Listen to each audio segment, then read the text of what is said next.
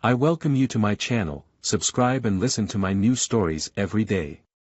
It started like any other day, but as I look back now, I see the tiny cracks that had been forming for months.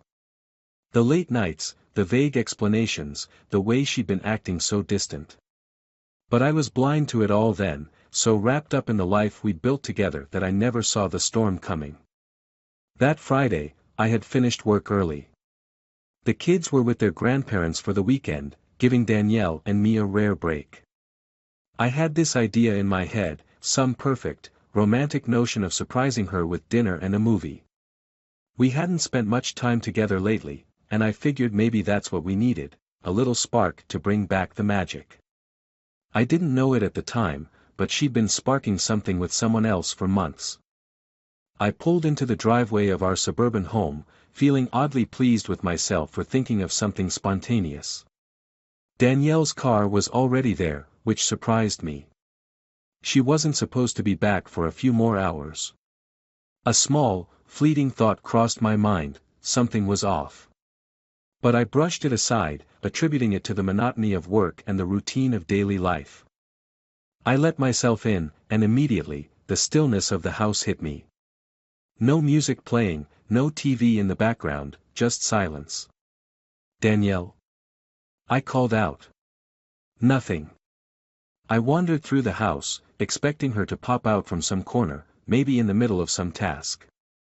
But there was no sign of her. Then I saw her phone on the kitchen counter, just sitting there. It was rare for her to leave it lying around, and it caught my attention. I didn't think much of it at first, just that it was strange for her to leave it unattended. But then it vibrated. I glanced down at the screen and saw a message pop up, "Can't wait to see you tonight, babe. Last night was amazing." My blood froze. My hand hovered over the phone, my mind racing. Was this some kind of mistake? But deep down, I knew it wasn't. The message, from someone named Nate, hit me like a punch to the gut. Last night. Amazing. My heart pounded in my chest as I unlocked her phone. Her password was still the same as it had always been, a number combination based on our wedding date. The texts were all there. Dozens of them. Weeks worth. Months, maybe. I scrolled back and back, reading them in shock. Flirty messages, intimate confessions, details about secret meetups. It was all right there, laid bare in front of me. My stomach churned, and my mind went numb. She'd been seeing him, this Nate, behind my back. All the times she said she had to work late, all those weekends when she had plans with friends, it was all a lie. I stood there, phone in hand, reading every betrayal she had typed out, every deceitful word. Part of me wanted to throw the phone across the room, smash it into pieces and confront her immediately. But I didn't. I don't know why, but I didn't. Instead, a strange calm settled over me. The rage was there, just beneath the surface, but something else bubbled up too, something darker. If she was going to betray me like this, if she was going to throw away everything we had, she wasn't going to get away with it that easily. I was going to make her regret it. I put the phone down, my mind already racing with ideas. I could confront her now, call her out, scream at her, demand an explanation, but what would that do? She'd cry, apologize, beg for forgiveness, or maybe she'd get defensive and turn it around on me. Either way, I wouldn't be the one in control. No, I needed time. I needed to plan. I left the house and drove around aimlessly for a while, my thoughts swirling in chaos. What was I going to do? Divorce was the obvious answer, but it felt too clean, too simple. Danielle didn't deserve simple. She didn't deserve a quiet, easy way out. I wanted her to feel what I was feeling, betrayed, humiliated, broken. That night, when she came home, I didn't say a word. I acted as if everything was normal, pretending I hadn't seen the messages, hadn't discovered the truth. It was one of the hardest things I'd ever done, keeping it all inside while she sat there, smiling, making small talk like nothing had changed. But as she talked, I felt something shift inside me, a cold resolve. She had no idea what was coming. The next morning, I told her I had to go out of town for work. It was a lie, of course, but she didn't even question it. If anything, she seemed relieved, probably thinking she'd get more time to sneak away with Nate. Little did she know, I wasn't going anywhere. I spent the weekend gathering information. I went through every detail of her life that I had access to: bank statements, emails, social media, her work schedule. The more I dug, the more I found. She hadn't just been seeing Nate, she'd been using our joint accounts to fund their little trysts. Hotel bookings, fancy dinners, even gifts. It was all there, plain as day. That night, I made a decision. I wasn't just going to divorce her. I was going to destroy her. She had betrayed me in the worst possible way, and I wasn't going to let her walk away unscathed. First, I started transferring money out of our joint accounts into a separate one she had no access to. Nothing too obvious at first, just a little here and there, enough to leave her without her usual spending cash. Danielle had a habit of not paying attention to the details, she trusted me to handle all the finances. She wouldn't notice until it was too late. Next, I reached out to a friend of mine who worked in private investigations. He owed me a favor from a case I had helped him with years ago. Within days, I had more evidence than I needed: photos, videos, timestamps. I wasn't just going to hit her with a divorce, I was going to make sure she had nothing left by the time I was done. I spent the next few weeks preparing everything. Every day, I acted like the devoted husband, going through the motions while she snuck around behind my back. It was almost amusing, watching her pretend, thinking she was so clever, so sneaky. But I knew. I knew everything.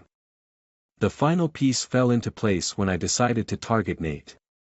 He was a small-time businessman, always on the lookout for an opportunity. It wasn't hard to set up a fake investment deal that he couldn't resist. With a few well-placed emails and some forged documents, I lured him in. By the time he realized he'd been played, it was too late. He had lost a significant amount of money, and his reputation was in shambles. But I wasn't done yet. The day of reckoning was coming.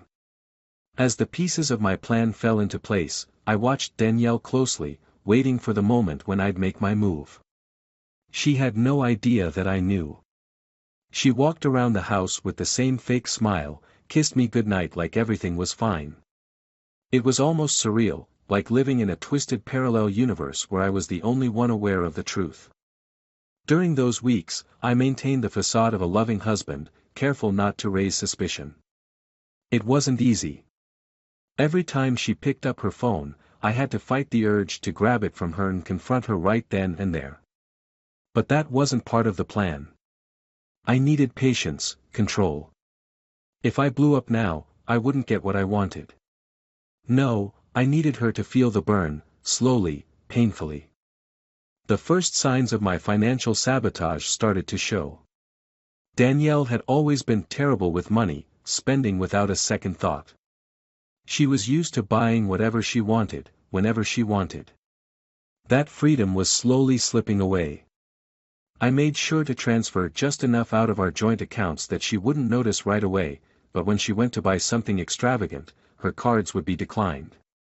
I'd see her frown as she checked her banking app, confusion crossing her face. "That's weird," she said one evening at dinner, scrolling through her phone. "My card got declined at the store today. I know there's money in the account." "Oh." I responded casually, keeping my voice neutral. "Maybe you should call the bank. Could be a glitch or something." She shrugged it off, clearly thinking nothing of it at the time. But I knew better. This was just the beginning. Over the next few days, I continued to drain the accounts, watching with a grim satisfaction as she became more frustrated. She even asked if I could take a look at the accounts, but I brushed her off, telling her it was probably just a temporary issue. Behind the scenes, I was preparing for the final blow. I had already gathered all the evidence I needed from the private investigator, a neatly compiled dossier of her infidelity. Photos of her with Nate, dates and times of their secret meetups, even hotel receipts. There was no way she could deny it once I laid it all out. But I wasn't going to confront her at home, no, I needed a bigger stage for this. It was late one night when I decided to dig a little deeper into Nate's life. I already had enough dirt on him to ruin his finances, but I wanted to know more. Who was this man who had decided to help destroy my marriage? What was he hiding? After a few hours of online digging, I found what I was looking for. Nate had a wife. A wife, 2 kids, and a seemingly perfect suburban life of his own. How poetic. The irony wasn't lost on me. Here he was, playing the charming lover to my wife, while living a double life of his own. I made a note of his wife's name, Emily, and filed it away for later. This was going to be useful. A few more days passed before the final part of my plan clicked into place. It was a Thursday evening, and Danielle was sitting on the couch, scrolling through her phone as usual. I watched her from the kitchen, a glass of whiskey in my hand, thinking about how everything had led to this moment. The lies, the deception, the betrayal, it was all about to end. But not in the way she thought. "Hey, babe," I said, setting my glass down and walking over to her. "I was thinking, how about we go out this weekend? Just the 2 of us. A nice dinner, maybe catch a movie after." She looked up, her eyes flickering with something, surprise, maybe guilt, but she smiled. "Yeah, that sounds nice. I think I'm free Saturday night." Perfect. I had already made reservations at an upscale restaurant in town, one I knew she loved. It was the kind of place you'd go for a special occasion, and that's exactly how I wanted this to feel. Special. Saturday came, and Danielle was all dressed up, looking stunning as usual. She was wearing a red dress that I remembered buying for her years ago, before all of this. It was a strange moment, seeing her in that dress, remembering a time when I had actually been happy. But those memories were tainted now, forever stained by her betrayal. As we drove to the restaurant, she chatted about her day, her work, making casual conversation as if everything was normal. But I wasn't listening. My mind was already on what was coming next. We arrived at the restaurant, and I could tell she was impressed. I had gone all out, reservations at the best table, a bottle of her favorite wine, everything set up to make this night memorable. She smiled at me as we sat down, and for a brief moment, I could almost see the woman I had fallen in love with all those years ago. Almost. We ordered our meals, made small talk, and I waited. I could tell she was relaxing, enjoying the evening, thinking this was just another romantic night out. But as the waiter cleared our plates and poured the last of the wine, I leaned forward, my voice calm but firm. "I know about Nate." Her smile faltered, the color draining from her face. She blinked, clearly trying to process what I had just said. What are you talking about?" "I know about everything," I continued, keeping my voice low and steady. "The texts, the meetings, the hotels. I know you've been cheating on me." She opened her mouth to speak, but no words came out. She looked around the restaurant, as if hoping someone would save her from the conversation. But there was no escape. It was just the 2 of us now, and I wasn't backing down. I can explain," she stammered, her voice trembling. "It's not what you think." "It's exactly what I think," I cut her off, pulling out my phone and opening the folder with all the evidence. I slid it across the table to her, watching as her eyes scanned the screen, her face growing paler with each passing second. "I've known for weeks. Maybe even months. I just wanted to make sure I had all the proof I needed." Her hands trembled as she swiped through the photos, the texts, the hotel receipts. Tears welled up in her eyes, but I felt nothing. No sympathy, no pity. She had made her bed, and now she was going to lie in it. "Please," she whispered, her voice breaking. I'm so sorry. I didn't mean for this to happen. It was a mistake. A mistake. I leaned back in my chair, crossing my arms. Was it a mistake every time you snuck off to meet him? Was it a mistake when you used our money to fund your little rendezvous? She shook her head, the tears spilling down her cheeks. I'll make it right. Please, just, give me a chance to fix this. I almost laughed at the absurdity of it all.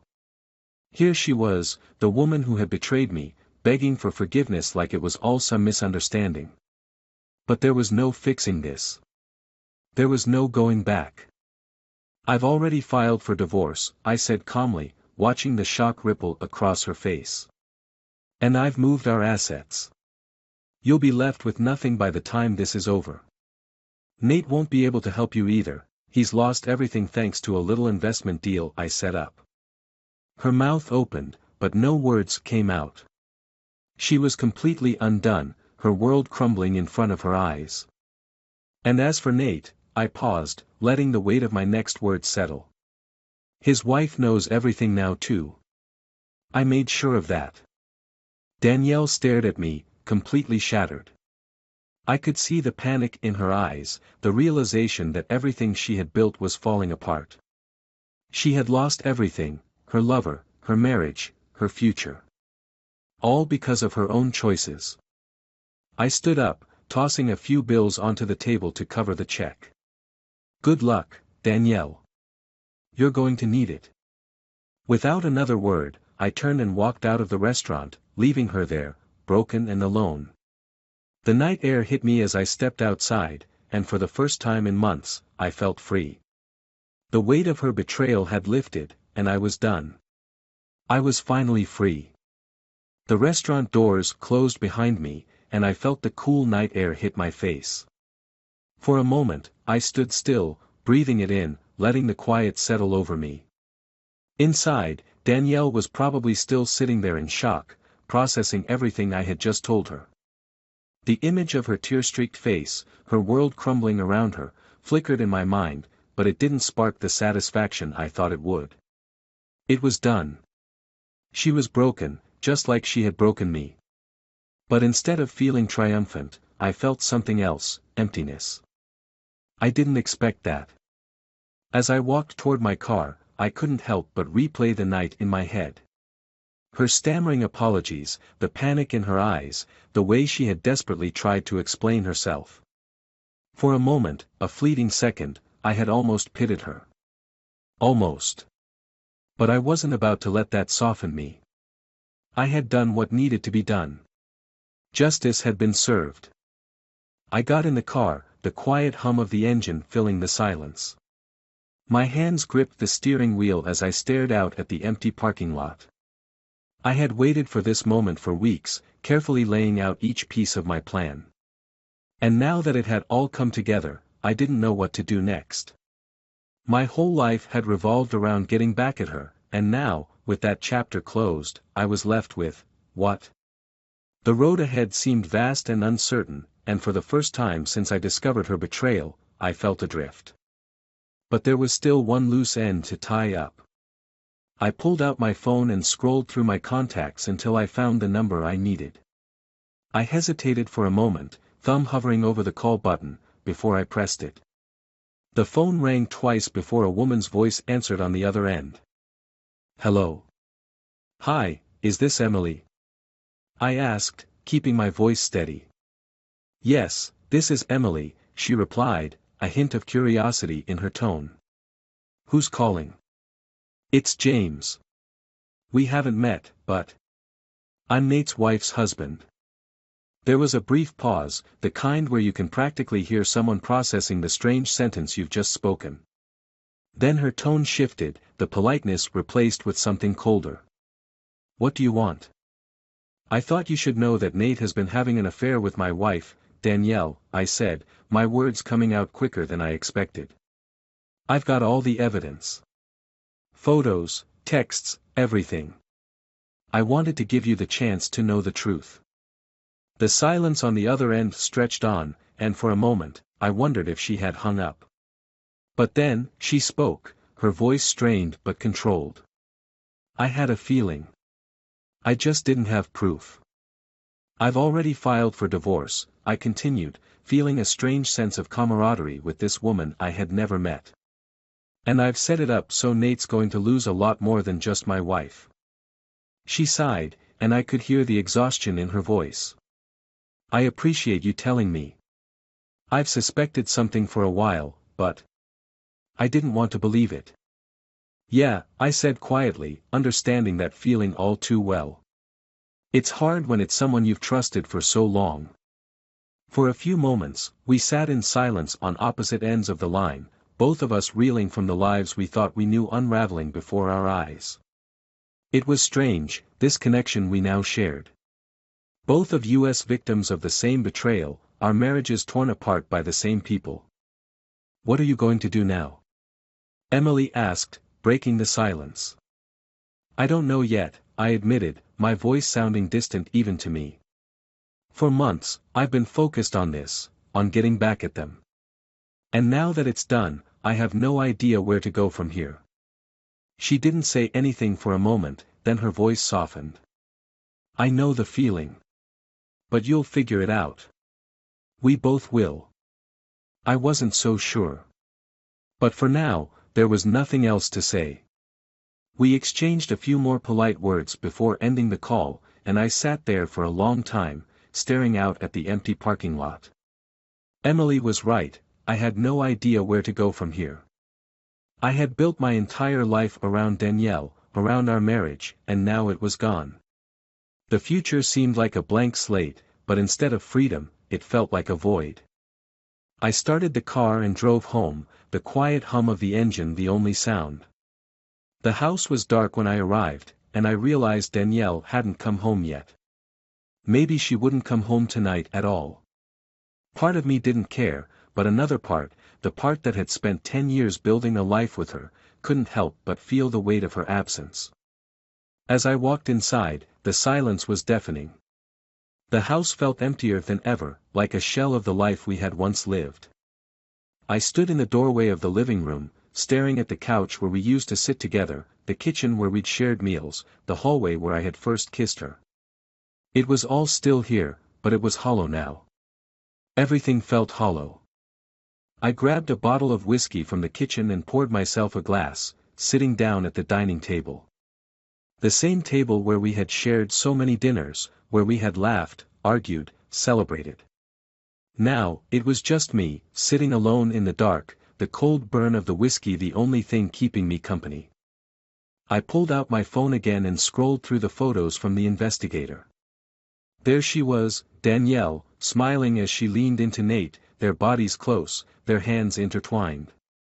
I stared at the images, feeling the anger flare up again, but this time it was muted. The rage that had fueled me for so long was fading, replaced by a strange numbness. I had done what I set out to do. I had gotten my revenge. But now, sitting here in the aftermath, it didn't feel like a victory. It felt like an ending. I finished the whiskey and poured another, leaning back in my chair. The night stretched on, and I found myself lost in memories. Memories of the good times, the times before everything went wrong. The way Danielle used to laugh, the way her eyes lit up when she was excited about something. I hated that I still remembered those things, hated that part of me still cared. But I couldn't shut it off. Not yet. The next morning, I woke up to the sound of the front door closing. Danielle had come home. I could hear her moving around the house, the soft shuffle of her footsteps as she went upstairs. For a moment, I lay there, wondering what I would say to her, what she would say to me. But I already knew there was nothing left to say. I got up and made my way downstairs, finding her in the kitchen. She was sitting at the table, her eyes red from crying, her hands wrapped around a mug of coffee. She looked up at me when I walked in, but she didn't say anything. Neither did I. We stood there in silence for what felt like an eternity, the weight of everything hanging between us. Finally, she spoke, her voice barely above a whisper.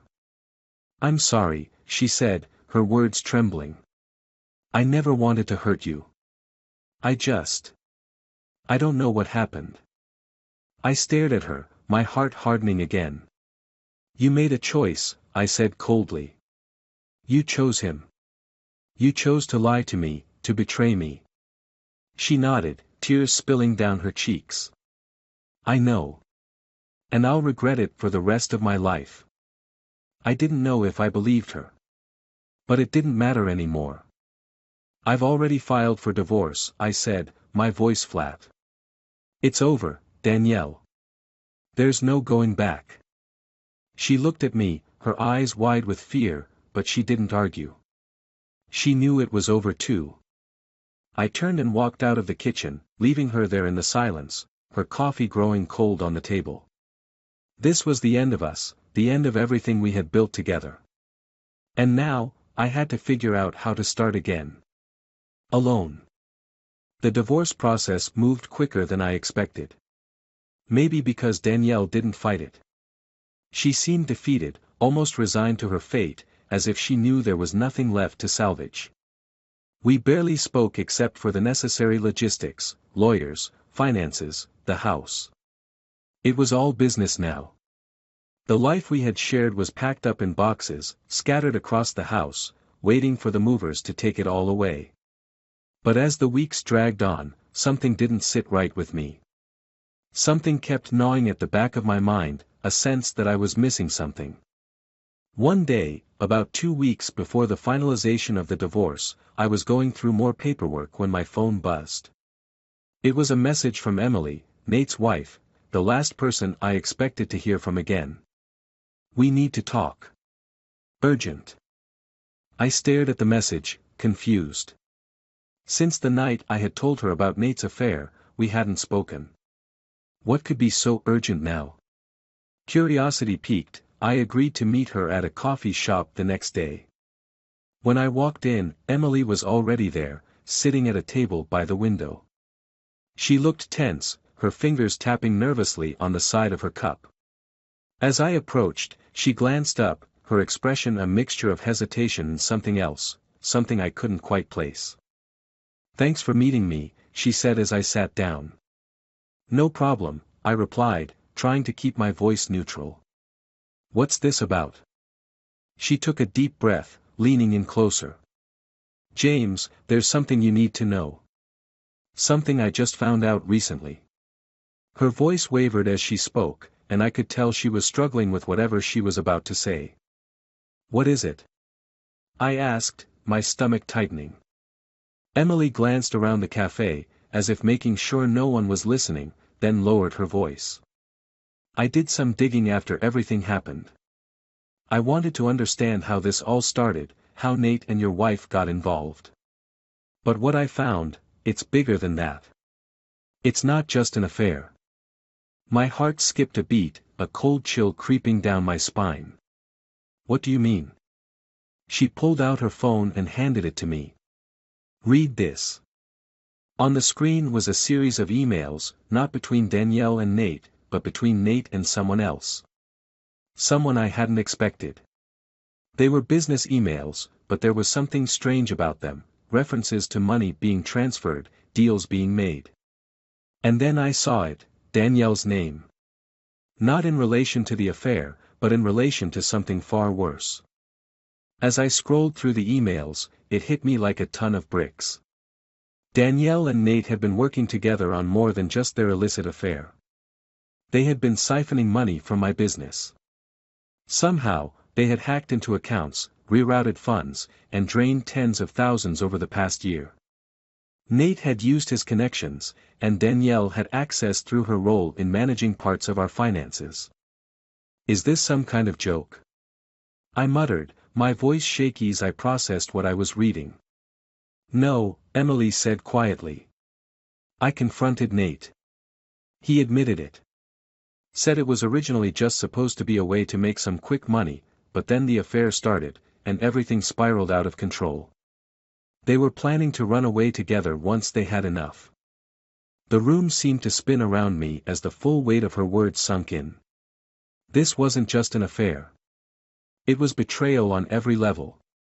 She had been stealing from me, from the business I had built, while lying to my face, all while sleeping with another man.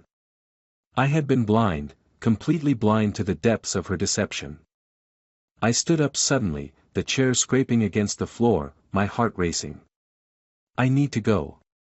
Emily nodded, her expression one of understanding. I thought you should know before it's too late. I left the coffee shop in a daze, the emails still flashing in my mind. I didn't know what to do. My first instinct was to storm home, confront Danielle, demand answers. But what would that accomplish? I had already filed for divorce, she was already out of my life. But the money, that was something else entirely. I spent the next few days piecing everything together. I combed through my business accounts, tracing every dollar, every suspicious transaction. Emily had been right. Danielle and Nate had been methodical, careful, covering their tracks just enough to avoid detection. But they hadn't counted on me finding out before they had a chance to vanish. The day before the divorce was finalized, I called my lawyer and told him to halt everything. Danielle didn't know yet, but this wasn't going to end with just a divorce settlement. I was going to take this to the police. This was fraud. And she was going to pay for it. When I got home that evening, Danielle was sitting in the living room, a glass of wine in her hand. She looked up as I walked in, her expression unreadable. "What's going on?" she asked, sensing something was off. I stood there for a moment, staring at her, trying to remember the woman I had once loved, the woman I had once trusted with everything. But all I could see now was a stranger. A liar. A thief. "I know everything," I said coldly. "Not just about Nate. About the money. About the fraud." Her face went pale, the glass slipping from her hand and shattering on the floor. What are you talking about?" "Don't play dumb," I snapped. "You've been stealing from me. From the business. You and Nate thought you could just walk away with everything, didn't you?" She shook her head, tears welling up in her eyes. "James, no, it's not like that. It's exactly like that," I cut her off, my voice rising. "I have all the proof. I know what you did." For the first time, she looked truly terrified. "Please, let me explain." "There's nothing to explain," I said, my tone icy. "The divorce is off. I'm going to the police. You're not just losing me, you're losing everything." The color drained from her face, and she collapsed onto the couch, sobbing. But I didn't care. Not anymore. She had made her choices, and now she was going to face the consequences. I turned and walked out of the room, her sobs echoing behind me. But as I reached the front door, something stopped me. A feeling, a nagging thought at the back of my mind. I couldn't just walk away from this, not without one final twist. I stepped outside, pulling out my phone, and dialed the number I had saved just in case. After a few rings, a familiar voice answered. "Hello."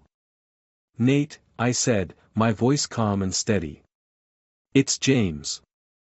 There was a pause on the other end. "What do you want?" I smiled to myself, a sense of satisfaction washing over me. "I just wanted to let you know that Danielle is all yours now. But there's one small problem, you might want to check your accounts." "What?" he asked, his voice sharp with confusion. "Oh, didn't I mention?" I said, my grin widening. "I've been one step ahead of you this whole time. I reversed the fraud. You and Danielle. You're both broke." The line went dead as Nate hung up in panic, and I felt a strange sense of peace settle over me. It was over. Truly over. They had tried to destroy me, but in the end, I had won. As I walked away from the house, I finally felt the weight lift off my shoulders. The storm had passed, and for the first time in a long time, I could see the sun breaking through.